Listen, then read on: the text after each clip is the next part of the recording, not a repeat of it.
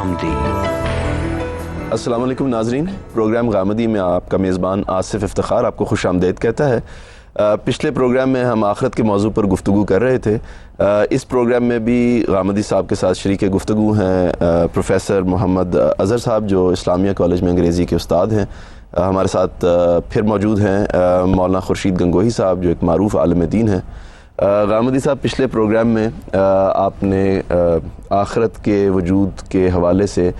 کچھ دلائل کا ذکر کیا اور آپ نے یہ بتایا کہ یہ دلائل اس طرف ہماری توجہ دلاتے ہیں کہ آخرت کا ہونا کوئی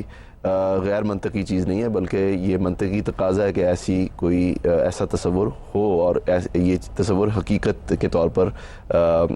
موجود ہونا چاہیے۔ لیکن کیا وہ ہے؟ اس کے بارے میں کیا دلائل ہیں جو آپ علمی طور پر پیش کر سکتے ہیں؟ میں چند جملوں میں پہلے اپنے استدلال کا خلاصہ آپ کے سامنے بیان کر دیتا ہوں۔ میں نے یہ عرض کیا تھا کہ جب ہم کسی چیز کا علمی مطالعہ کرتے ہیں تو سب سے پہلے یہ دیکھنا چاہیے کہ جو کچھ ہمیں اس وقت میسر ہے، نفس اور مادے کی جو صورتیں ہم دیکھ رہے ہیں، کیا فی الواقع وہ کسی آخرت کا تقاضا پیدا کرتی ہیں؟ کیونکہ اگر وہ تقاضا ہی پیدا نہیں کرتی تو پھر تو وہ ایک بے معنی تصور ہوگا جو آپ ایک عقیدے کے طور پر ہم سے منوانا چاہیں گے۔ یعنی مجھے پیاس نہیں لگی ہوئی اور آپ پانی پر گفتگو کر رہے ہیں، مجھے بھوک نہیں ستا رہی اور آپ خوراک پر لیکچر دے رہے ہیں، تو یہ بے معنی ہو جائے گا۔ اس وجہ سے میں نے آپ سے عرض کیا تھا کہ قرآن مجید نے پہلے ان چیزوں کی طرف اشارہ کیا ہے جو آخرت کا تقاضا پیدا کرتی ہیں۔ چنانچہ ان چاروں چیزوں کو اپنے سامنے رکھ لیجئے جن کی ہم نے بڑی تفصیل کی تھی پچھلے پروگرام میں۔ ایک یہ کہ میرے اندر خیر و شر کا شعور ہے، خیر و شر کا شعور ان دونوں کے نتائج کو الگ الگ دیکھنا چاہتا ہے، یہ میں دنیا میں بھی دیکھتا ہوں۔ چنانچہ یہ بات اس بات کا تقاضا پیدا کرتی ہے کہ عالمی سطح پر بھی اس کا ظہور ہونا چاہیے۔ میرے اندر شدید انصاف کی خواہش ہے، یہ مجھے دنیا میں میسر نہیں آتا، میں اس کی تمنا رکھتا ہوں، اس کو پانے میں کبھی کامیاب نہیں ہوتا۔ میرے اندر یہ چیز تقاضا پیدا کرتی ہے کہ ایک ایسی عدالت برپا ہو جو عالمی سطح پر برپا ہو جائے، سب انسانوں کے لیے برپا ہو جائے اور اس میں مجھے کامل انصاف، پرفیکٹ جسٹس میسر آ سکے۔ میں جب اس دنیا کا مطالعہ کرتا ہوں تو میرے سامنے ایک طرف اس کی اتھام معنویت آتی ہے، اس کا نظم و ترتیب آتا ہے، اس کا حسن آتا ہے، اس کا جمال آتا ہے، اس کے اندر غیر معمولی حکمت آتی ہے، اور دوسری جانب اس کی بے مقصدیت اور ناتمامی آتی ہے۔ یہ میرے اندر اس کی تکمیل کا تقاضا پیدا کرتی ہے۔ اور پھر چوتھی اور آخری بات جو میں نے آپ کی خدمت میں عرض کی تھی وہ یہ عرض کی تھی کہ اگر میں کسی خدا کو مانتا ہوں تو یا تو اس کے بارے میں یہ تصور قائم کروں گا کہ وہ کھرنڈرا ہے، اس نے یہ ایک تماشا گاہ بنا رکھی ہوئی ہے، اور یا میں یہ مانوں گا کہ وہ ایک علیم و حکیم ہستی ہے۔ تو اللہ تعالیٰ کے تصور کے بارے میں کون سی چیز معقول ہے؟ اگر وہ ایک علیم و حکیم ہستی ہے تو پھر اس کو تماشا گاہ نہیں ہونا چاہیے، اس کے اندر کوئی مقصد ہونا چاہیے، اس کی کوئی غایت ہونی چاہیے، اسے کسی جگہ پہنچنا چاہیے۔ تو قرآن مجید یہ چاروں چیزیں پیش کرنے کے بعد یہ کہتا ہے کہ یہ تقاضا پیدا کر رہی ہیں اس بات کا کہ آخرت ہونی چاہیے، ایک ایسی دنیا وجود میں آنی چاہیے جہاں پر انسان کو خیر و شر کے حقیقی نتائج میسر آئیں، جہاں عدل بالکل آخری صورت میں اس کو میسر آئے، جس میں اس عالم کی ناتمامی ختم کر کے اس کو اتمام عطا فرمایا جائے، اور جس کے اندر اللہ تعالیٰ کی ان اعلیٰ صفات کا ظہور ہو جس کے تحت اس کا تصور قائم ہوتا ہے، ہونا چاہیے۔ اب سوال یہ پیدا ہوتا ہے کہ یہ ہے میں کیسے بدلا ہے؟ تو اس کے لیے آپ کو انبیاء علیہ السلام کی طرف رجوع کرنا پڑے گا۔ انبیاء علیہ السلام نے کیا کیا؟ دیکھیے، اللہ تعالیٰ قرآن مجید میں یہ بتاتے ہیں کہ ہم نے اس دنیا کی ابتدا جس شخصیت سے کی اس پر اپنی نبوت نازل کی، اس کو ہم نے یہ بتایا، اور اس کے لیے چونکہ یہ بالکل ایک تجربے اور مشاہدے کی چیز تھی، خدا سے ان کا براہ راست مکالمہ ہوا تھا، فرشتوں سے انہوں نے براہ راست بات کی تھی، ملائے اعلیٰ کے ساتھ ان کا براہ راست ربط ہوا تھا، اس وجہ سے انہوں نے اپنی نسلوں کو یہ حقیقت منتقل کی، بالکل اسی طریقے سے جس طرح آج ایک واقعہ میرے ساتھ پیش آتا ہے تو میں اسے تاریخ کو منتقل کرتا ہوں۔ لیکن زیادہ عرصہ نہیں گزرا کہ انسان نے آخرت کے تصور سے اپنے آپ کو الگ کرنا شروع کیا، وہ دنیا میں الجھنا شروع ہوا، اس نے آخرت کے تصور پر سوالات پیدا کرنے شروع کیے اور اس کو ماننے سے انکار کر دیا۔ قرآن مجید اس کی تاریخ بیان کرتا ہے، اور تاریخ بیان کرنے کے بعد یہ کہتا ہے کہ کان الناس امتاً واحدہ، یعنی لوگ بالکل ایک عقیدے پر تھے، ایک نقطہ نظر پر تھے، ایک ہی جگہ سے انہوں نے دنیا کی ابتدا کی۔ وہ مانتے تھے اس بات کو کہ اس کائنات کا ایک پروردگار ہے، اور مانتے تھے اس بات کو کہ ایک دن اس کے سامنے جواب دہ ہونا ہے، لیکن بتدریج انہوں نے انکار کرنا شروع کر دیا، ان میں اختلافات پیدا ہونے شروع ہوئے۔ جب یہ معاملہ ہوا تو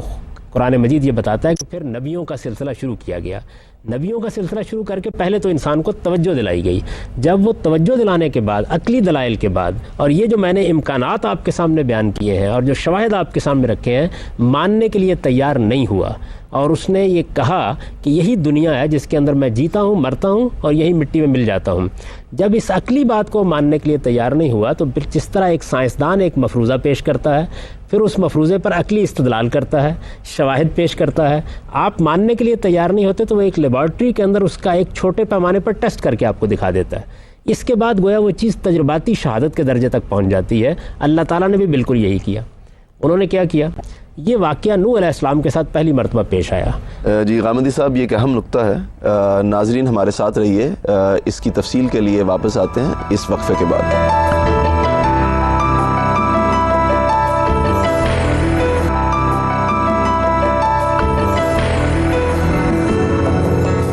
خوش آمدید۔ جی غامدی صاحب، آپ فرما رہے تھے نوح علیہ السلام کے بارے میں قرآن یہ بتاتا ہے کہ ہم نے ان کو قوم کی طرف بھیجا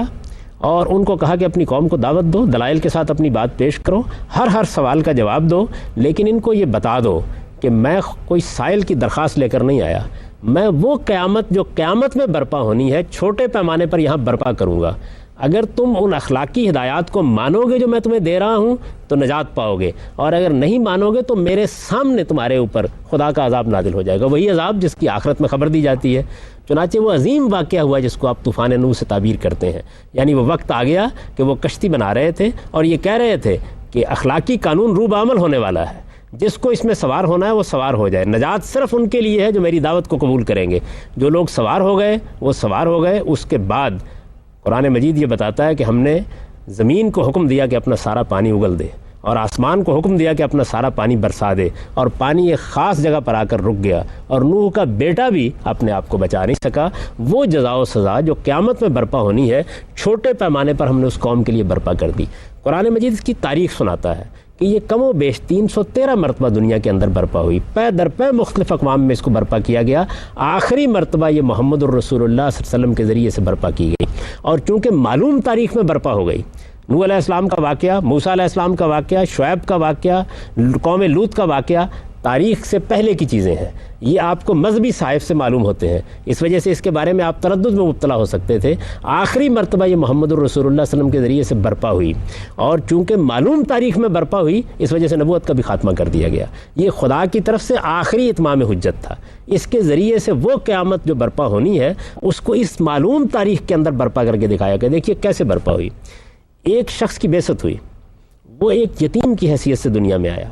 اس کے ساتھ کوئی فوج کوئی لاؤ لشکر نہیں ہے، اس نے 40 سال کی عمر میں آ کے نبوت کا دعویٰ کیا۔ سیرت اور کردار کو بھی تھوڑی دیر کے لیے الگ رکھ دیجیے، بے مثال تھا۔